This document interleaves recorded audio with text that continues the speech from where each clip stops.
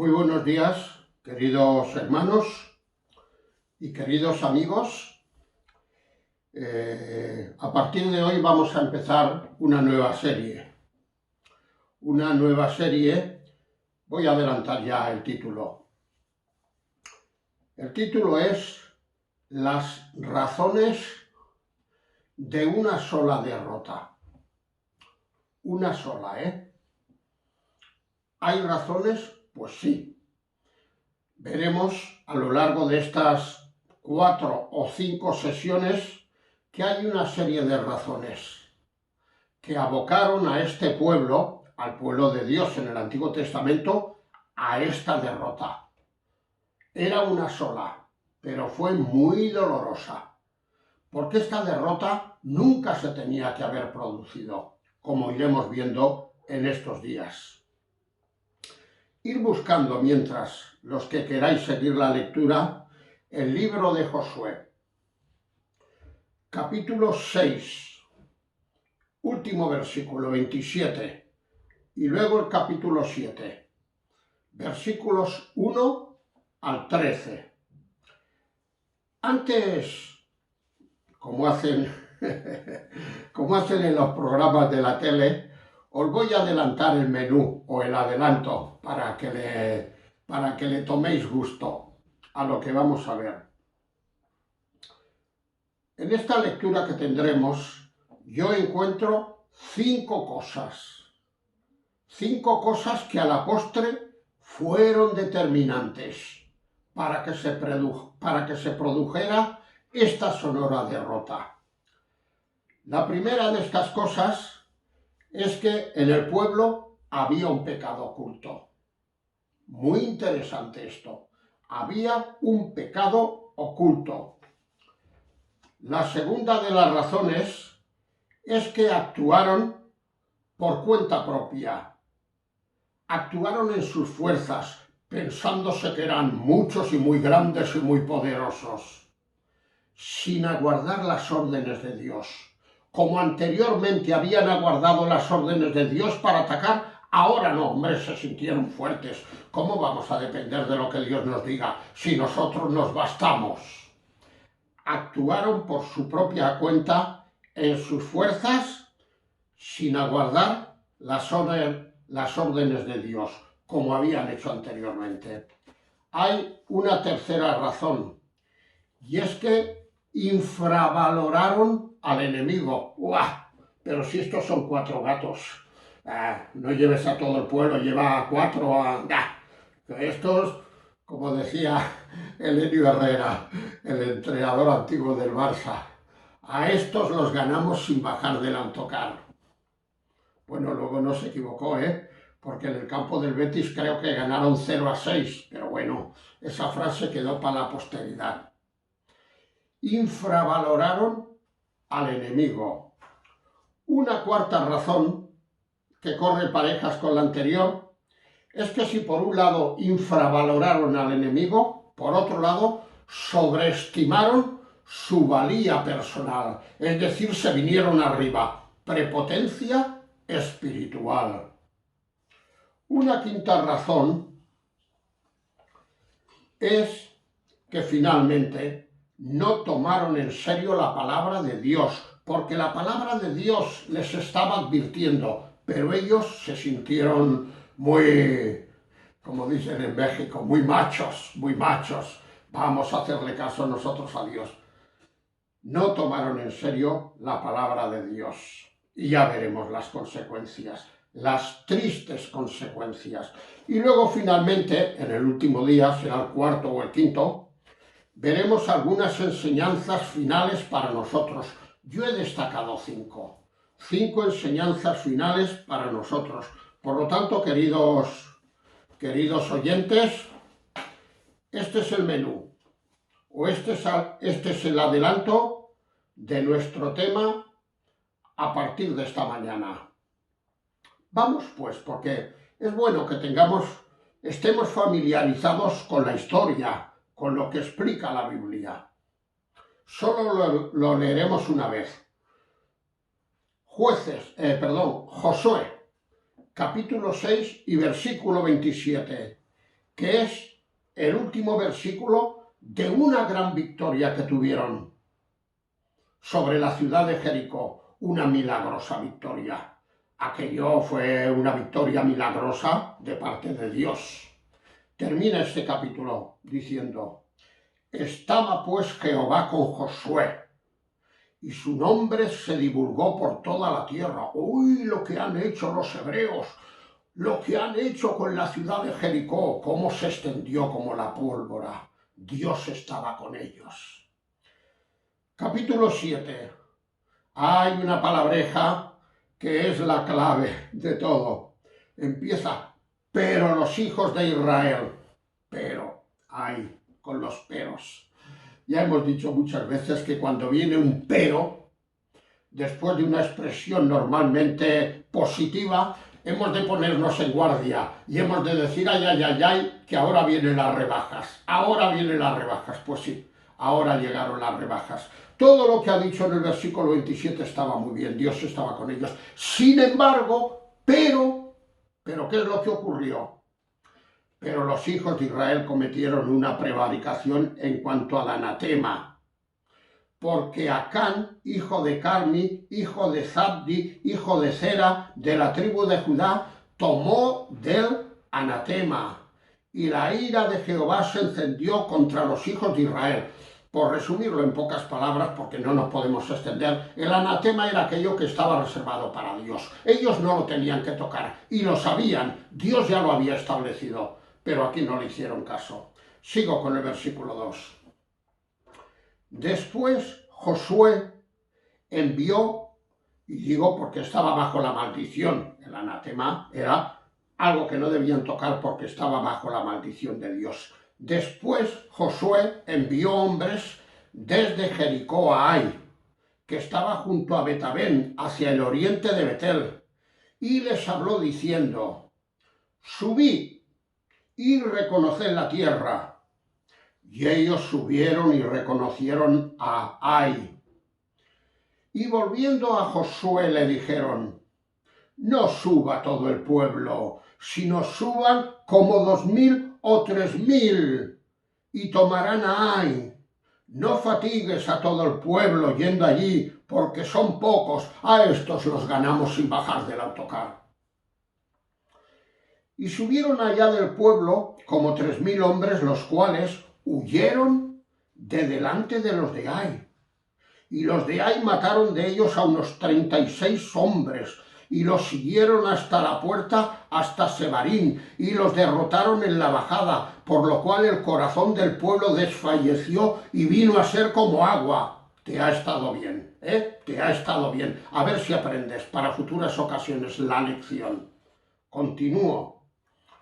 Entonces Josué rompió sus vestidos y se postró en tierra sobre su rostro delante del arca de Jehová hasta caer la tarde, él y los ancianos de Israel. Y echaron polvo sobre sus cabezas, y Josué dijo: ahora viene la bronca. Lo que siempre ocurre, como ahora. ¿Qué pasa con la pandemia? ¿Qué pasa con los accidentes del fin de semana de los jóvenes? ¿Qué pasa con? La culpa es de Dios. Dios es el culpable de todo. El único que no interviene es el culpable. Sí, esto es lo que se dice. Pues algo así hizo Josué. En descarga de Josué tenemos que decir que él ignoraba muchas cosas. Si hubiera sabido lo que luego supo, no se hubiera metido contra Dios echándole la culpa de esa derrota. Pero el hombre se lo habían ocultado. Sigamos con la lectura, que ya sabéis que yo tengo un estilo que me voy y no me acuerdo de volver al punto de partida. Versículo 7. Y Josué dijo: Señor Jehová, ¿por qué hiciste pasar a este pueblo el Jordán para entregarnos, y como si lo hubiera hecho Dios el entregarlos, para entregarnos en las manos de los amorreos, para que nos destruyan? Ojalá nos hubiésemos quedado al otro lado del Jordán, pero si al otro lado del Jordán no estaba la tierra prometida, y lo que Dios os había prometido para vosotros era la tierra prometida. ¿Cómo se te ocurre decir estas cosas? Estaba hecho polvo el hombre, estaba hecho polvo.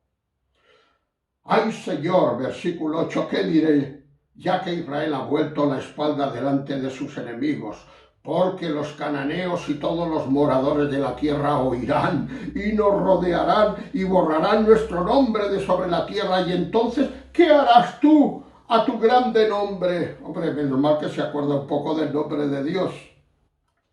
Y Jehová dijo a Josué: levántate, ¿por qué te postras así sobre tu rostro?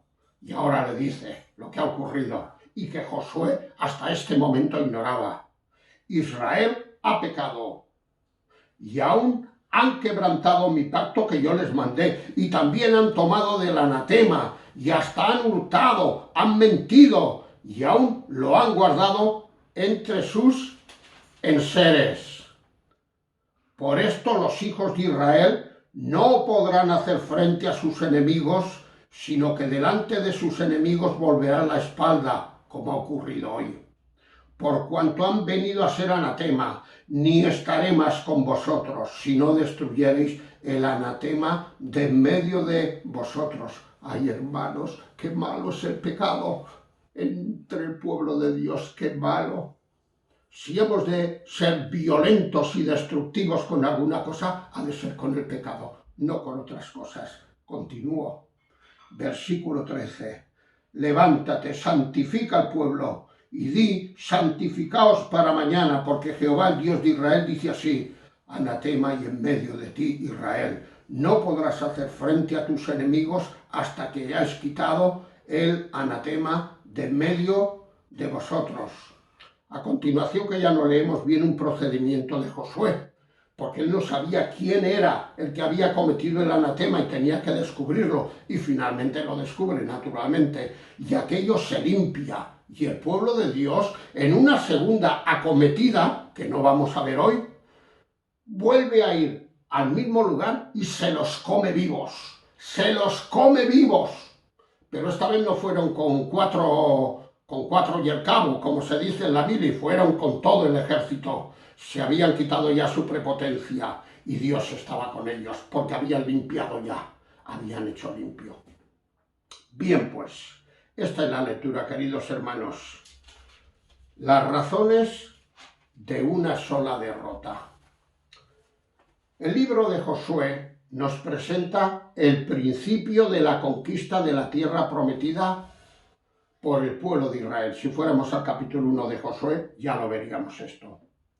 También, queridos hermanos, por extensión, el libro de Josué nos quiere enseñar a la Iglesia cómo debe ser nuestra marcha y nuestras conquistas espirituales aquí en el desierto de este mundo. Aquí en este libro lo vemos enseñado esto. Estamos yendo camino a la posesión completa, a nuestro hogar prometido, a la tierra prometida. ¿Cómo tenemos que vivir? Esto lo vemos en el libro de Josué. Cuando el apóstol San Pablo, en la primera carta a los Corintios, capítulo 10 y versículo 11, recuerda todas estas cosas, fijaos cómo las aplica al pueblo de Dios actual, a la iglesia del Nuevo Testamento. Dice: todas estas cosas que os estoy explicando del pueblo de Israel les acontecieron como ejemplo para nosotros. No penséis que ha quedado ya, esto es cosa de ellos. No, es que esto está escrito para que nosotros tomemos buena nota y no caigamos, no incurramos en los mismos pecados. Como os estoy diciendo todo el rato, en todo este libro de Josué, esta es la única derrota que se registra. Sí, la única. Qué pena nos da esto. Que el libro de las conquistas, que el libro de la posesión de la tierra, que el libro, y tengamos esta mancha, este lunar negro. ¿Y por qué? Pues lo vamos a ir viendo a lo largo de estos vídeos. Como ya os he adelantado, aquí vemos 5 cosas que a la postre fueron determinantes. La primera de estas cosas tiene que ver con un pecado oculto. Un pecado oculto. Nadie lo sabe, nadie me ha visto. Esto lo guardo para mí, no se lo diré a nadie. Hoy estamos en nuestro país, y no quiero entrar en política, porque no es mi cometido, ni grabo para esto. pero hoy estamos de juicio en juicio. Cosas ocultas que no sabíamos y que ahora se están destapando. ¡Qué vergüenza nos está dando! Personas en las que habíamos puesto toda nuestra confianza. A lo mejor los habíamos votado y todo. Bueno, y como dice el dicho, y lo que te rondaré, morena, lo que aún está por llegar. Cierro el tema, Cierro el tema. Pecado oculto. Comienza aquí diciendo, pero los hijos de Israel cometieron una prevaricación en cuanto al anatema. Porque Acán, hijo de Carmi, hijo de Zabdi, hijo de Zera, de la tribu de Judá, tomó del anatema y la ira de Jehová se encendió contra los hijos de Israel. Y alguien diría, hombre, Señor, no seas tan injusto. Si este hombre es el que ha hecho el pecado, castígalo a él, pero ¿qué culpa tiene el resto del pueblo? Ay, no sé, es muy cómodo decir esto, Pero el Señor quería que entraran todos, no unos sí y otros no. El pueblo, en la totalidad, los mejores y los no tan buenos, formaban parte de su pueblo. Como luego veremos, lo que comete uno, finalmente se les extiende a los demás, porque somos todos partícipes de una sola masa, de una sola masa. Quizá lo más grave, bueno, aquí vemos que en medio de toda la euforia espiritual del capítulo 6, sin darse apenas cuenta, se les había adherido el pecado. Habían venido saltando de alegría. ¡Vaya victoria! Y esto me ha llevado a la mente, mientras repasaba las notas, a lo que ocurrió con aquellos 70 que el Señor envió en su nombre. Y cuando regresan, Lucas capítulo 10, versículo 17 en adelante, dice que regresan rebosando de gozo. Dice que regresan eufóricos. Y él, oh Señor, si hubieras visto, hasta los demonios se nos sujetaban hoy en tu nombre lo que hemos hecho. Y el Señor les dice, tranquilos, tranquilos, frenar, no os vengáis tan rápidamente arriba. Fuera toda euforia espiritual, todo lo que habéis conseguido, porque yo estaba con vosotros, está muy bien, pero mira, hay algo prioritario sobre esto. Gozaos y regocijaos en que vuestros nombres están escritos en el libro de la vida. Todas estas conquistas están muy bien, pero lo más importante y lo prioritario para el creyente es que vuestros nombres están escritos en el libro de la vida. Como yo digo tantas veces, mi mujer ya se lo aprendió de memoria. Cuando tengo que hacer una cosa, ella me dice, no, porque, digo, chata, lo primero es antes. Hay cosas que son primeras. Y lo primero que tenemos que atender es lo que sea primero, antes de todo. No vayamos a incurrir en aquel dicho de la tiranía de lo urgente. Hay cosas que son urgentes y se convierten en nuestros tiranos y luego dejamos cosas más importantes que esas por hacer, porque en un día no se pueden hacer todas. Sí, mucha euforia espiritual. Quizá lo más grave, hermanos, es que era un pecado que todavía permanecía oculto. Y si estaba oculto, no estaba confesado. Y si no estaba confesado, no estaba solucionado el problema del pecado. Esto es lo peor. Por este relato de Josué, vemos que el pecado oculto, un pecado no confesado, una de las primeras cosas que hace, por lo menos lo vemos aquí, y corroborado también en el Nuevo Testamento, es detener el avance de todo un pueblo y se cumple la máxima que vemos en 1 Corintios 5:6. Un poco de levadura leuda toda la masa. Ya que todos vosotros sois masa, como metáis un poquito de levadura solo, va a alterar y va a contaminar a toda la masa, que es lo que ocurrió aquí. Eso es como si colocamos una piedra bajo la rueda de un vehículo. ¿Qué le ocurre a esto? Pues que este vehículo no puede avanzar. Ay, me viene a la memoria. Los hermanos que me acompañaron se acordarán. Una de las veces que yo fui a Albania, porque me invitaron a ministerio con traductor, porque yo el albanés no lo sé, Pero bueno, no hacía falta que me tradujeran mucho, porque ellos chupaban mucha tela italiana. Y como es tan parecido, cuando yo decía uno de mis chascarrillos, ya los veía riéndose, antes de que el traductor me tradujera la expresión. Pues en uno de esos viajes íbamos a un culto por una carretera, por llamarle algo a aquello, y había un autocar cargadísimo de gente con maletas arriba, animales, bueno, aquello era la ruina, aquello ni en África, pobrecitos los africanos, y se les paró el autocar. Y como era tan estrecha la carretera no podíamos adelantarlos, íbamos con una furgoneta, con una Peugeot, y enseguida bajaron todos, eso sí, como curraron, a coger piedras, allí no era muy difícil buscar piedras, y ponérselas en la rueda, y el autocar se iba para atrás, y yo le decía, no era yo el que conducía, porque la furgoneta era de otro hermano, que me estará escuchando ahora, pero, y yo decía, Pepe, Pepe, vamos a tirar para atrás, que se nos viene el autocar encima, menos mal que lo pararon. Bueno, nos estuvimos ahí un rato hasta que lograron, empujándole entre todos, arrancarlo. ¡Ay, Señor! ¡Ay, Señor! Pues esto del pecado oculto es como colocar una piedra bajo la rueda de un vehículo. ¿Qué pasa? Pues que este no puede avanzar. Mirad cómo lo dirá el Nuevo Testamento. Capítulo de los dones, uno de los capítulos de los dones, 1 Corintios capítulo 12 y versículo 26. Dice aquí Pablo, de manera que si un solo miembro padece, todos los miembros se duelen con él.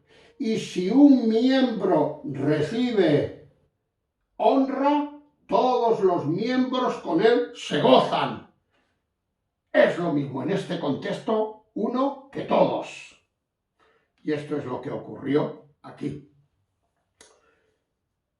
Cuando vamos a la Escritura, leemos que hay una pronunciada o una persistente sensibilidad en personajes bíblicos hacia el pecado oculto. Yo he seleccionado como botones de muestra 3 casos. Primer caso, los amigos de Job. Fue la posibilidad de que en Job hubiera un pecado oculto lo que le llevó a los amigos a declararle lo siguiente. A ti te están viniendo todas las desgracias, las enfermedades, lo de los hijos que se han matado, etcétera, etcétera. Mira, estamos viendo lo que pasa en tu vida. Si tú te examinases y quitases de tu vida ese pecado oculto, esto lo añado yo, ellos dicen, conocerías entonces que Dios te ha castigado menos de lo que tu iniquidad merece. Vaya amigos, como dice el dicho, que nos libre Dios de las buenas personas, porque de las malas ya nos libramos nosotros. Líbranos, Señor, de este tipo de amigos. Y encima iban de amigos. Vaya ánimo le daban al pobre Lot, después que lo había perdido todo y que tenía una enfermedad que se lo estaba llevando por delante. Encima lo hacen responsable de todo. Y le critican y le denuncian que debe tener algo adentro que ellos no conocen. Bueno, por lo menos hemos de alabar algo en estos 3, entre comillas, amigos, y es la sensibilidad que tenían hacia esto. Lo malo es que quizá ellos no se lo aplicaran en sus vidas, pero bueno, no está mal, tener sensibilidad hacia esto. Un segundo caso, los discípulos del Señor, los apóstoles. Estamos en el capítulo 9 de Juan, y el Señor Jesús ve a un hombre ciego de nacimiento, y entonces a los discípulos no se les ocurre otra cosa que dirigirse al Señor con esta expresión: Rabí, ¿quién pecó? ¿Este o sus padres para que haya nacido ciego? Tal vez así sobre la marcha, que tampoco lo tenía previsto, destacar 2 cosas. La primera es que ellos hacen esta pregunta en base a un concepto equivocado que tenían de la ley de la siembra y de la cosecha. Y es que cuando alguien tenía una desgracia es que antes había habido un pecado. Por lo tanto, había una relación entre una cosa y otra. No podía este hombre estar ciego si detrás no había habido un pecado. Estaban equivocados, pero bueno, al fin y al cabo esto era lo que se pensaba. Pero es que lo que más gracia ve hacia mí, y lo digo con todo respeto, no penséis que me estoy burlando de los apóstoles, pero lo digo con respeto, pero con mucho realismo. A mí me llama la atención la torpeza. Sí, la torpeza de los apóstoles cuando le hacen al Señor Jesús la pregunta en estos términos. Que le hubieran dicho, Señor, dinos qué pecado han cometido los padres para que ahora les haya salido el hijo así, o cosas parecidas, lo vería normal, pero que lo relacionen con un pecado del propio ciego antes de nacer, hombre, por favor, esto creo que hasta yo lo entiendo y todo. Pero ¿cómo se les ocurrió hacer la pregunta en estos términos? Bueno, no olvidemos, en descarga de ellos, que ellos iban aprendiendo poquito a poco. Ellos todo no lo aprendieron desde el primer día, tuvieron 3 años y medio para aprender, pero hay que ver, no es la única vez, porque hay un montón de episodios que te echas a reír y dices, ¿cómo podían ser tan ignorantes y tan torpes? Cierro el paréntesis y vuelvo a repetir, nada contra ellos, ya me quisiera parecer yo en lo espiritual, al menos de ellos, ya me quisiera parecer yo a ellos, pero bueno, lo que vemos en la Escritura hemos de destacarlo. El tercer ejemplo, Salomón. ¿Qué dice Salomón en Proverbios 28:13? El que encubre sus pecados no prosperará, mas el que los confiesa. Y añade algo más, porque confesar está muy bien. Golpes de pecho, pero luego voy a hacer lo mismo, ¿verdad que sí?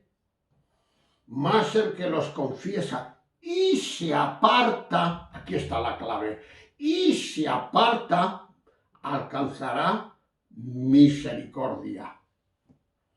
Claro, si confesamos mucho y pecamos más, pues esto no arregla nada. Yo tengo un dicho que ya los hermanos me lo conocen y les hace mucha gracia. Cuando alguno se equivoca y comete alguna cosa y le llamo la atención, dice, bueno, es que yo también soy humano.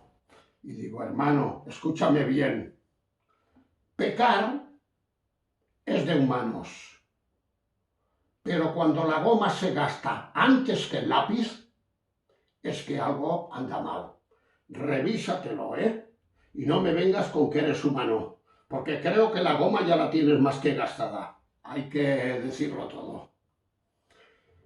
Queridos hermanos, el pecado oculto dificulta, más que dificultar, impide su confesión y por lo tanto impide su perdón. Si una cosa me la guardo para mí, no la voy a confesar, y si no la voy a confesar, no voy a recibir el perdón del Señor. Estos son habas contadas. Fijaos si tiene importancia el asunto del pecado oculto.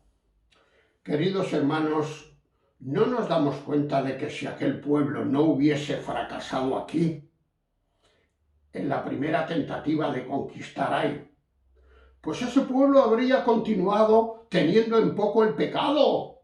Claro, si le hubiera sabido bien la jugada, pues nadie me ha visto, nadie se ha enterado, vamos a seguir haciendo lo mismo. Es decir, que la filosofía de vida de este pueblo se hubiera parecido a la que vemos que enseña Pedro en su segunda carta o Pablo en el capítulo 6. Rápidamente lo leo y lo explico, a ver que no se me pase la hora. ¿A qué hora tengo que terminar? 11:08. Bueno, pues lo dejo aquí. Voy a tocarle a mi chica que me apague esto porque ya estoy terminando, pero lo dejaré para el próximo, porque claro, si no se va a cortar. Por favor, Raquel, ¿quieres darle al botoncito?